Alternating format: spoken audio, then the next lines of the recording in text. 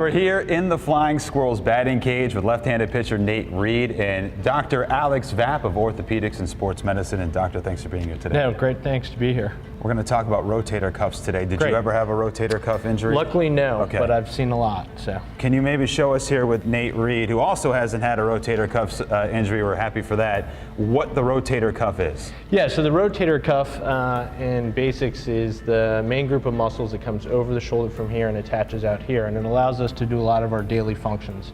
Things for people out there normally, taking off their shirt, washing their hair, combing, things like that. For pitchers, it's one of the most important groups in terms of their windup. When it usually is doing its most work is in the late phase. So as Nate brings his arm back and he's right up here, this is where his arm's rotating outwards and those muscles are really getting most of the strain. And then as he rotates and follows through, that's where most of the strain is, right here on the rotator cuff.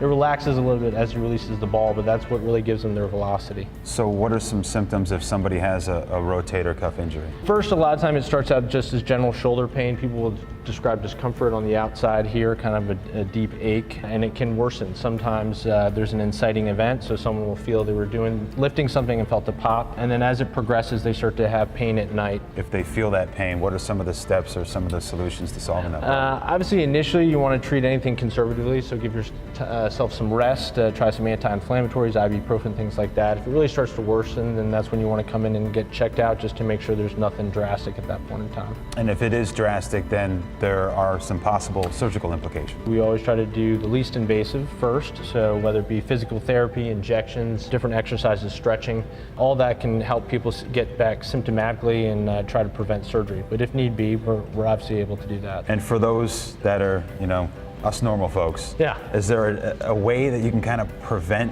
rotator cuff injuries? Some of it is unpreventable, but I think the biggest thing is just common sense and not trying to overdo things, especially yard work, landscaping, not trying to lift too heavy weights over your head or activities over extended periods of time, and just when your body starts to tell you it's enough, then take a break. One of the biggest things for pitchers, and especially if I'm coming in to evaluate one of them that's been having some shoulder pain, I always want to check how they are in their flexibility. So if they haven't been staying up with their stretching, that's usually the first step that we have them work through.